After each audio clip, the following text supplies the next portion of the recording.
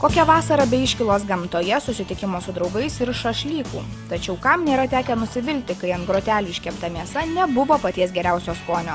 Kad ateityje tokių nusivylimų pasitaikytų kuo mažiau, siūlome užsukti Ignalinos rajone įsikūrusią Barbecue akademiją ir pasisemti patirties iš profesionalių virtuvės šefų. Čia galėsite pasimokyti kepti barbecue šašlykai, mėsa, patys pasiruošti, susipažinti, kaip marinuojama mėsa, sužinosit to paslaptis, kokie prieskoniai geriausiai tam tinkami. Jūs pamokys, kaip geriausiai kepti, kaip pasiruošti tą mėsą, kokią mėsą geriausiai pasiruošti, kad jūsų stalas būtų kuo geresnis, kuo skanesnis. Barbecue akademijos virtuviai vadovaujanti Daiva sako, kad kepti maistą ant grotelių ne tik smagu, bet ir paprasta. Tai reikia žinoti keletą paprastų taisyklių. Dažniausiai nežino, kad reikia gerų malkų, geros mėsos ir geros žuvies. O ten toliau iš fantazijos jau prieskoniai, ten marinavimas, čia neturi didelės esmės, jeigu nemoki kepti.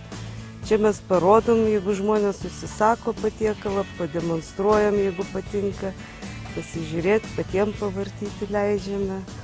Ir taip pagrindus pasakom, kada jau apversti žmogui ten kepsnį, kada jau jisai gatavas, kaip atpažinti, kaip pakūrenti, nes kiekvieną šitą krosnį skirtingai kūrenti reikia ir prižiūrėti. Kūrendami grilių nepamirškite, kad tam labiausiai tinka gerai išdžiūvusio uosio ir ąžuolo mediena, suteiksinti jūsų patiekalui malonaus aromato.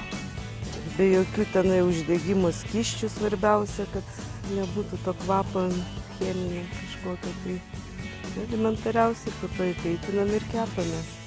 Čia kepam žuvį šiuo metu, galima kepti mėsą, kepsnius, šašlykus, bet ką tik tai galima sugalvoti. Na, o dabar svarbiausias dalykas, neduodantis ramybės visiems iškeliautojams. Kaip sužinoti, kada patiekalas jau iškepęs? Normaliai, kad iškepusi maždaug 20 minučių. Tas pats ir šašlykui, ir žuviai, ir mėsai. Dar nuo dydžio priklauso, jeigu ten tokia žuvis, tai valandą kepa. O kaip atpažinti pagal ką pasakyti? Išbėga baltas skystis paspaudus. Matosi, kad iškepęs, o mėsą paprasčiausiai galima įpjauti truputėlį. Mes tai su termometrais pamatuojam vidinę temperatūrą.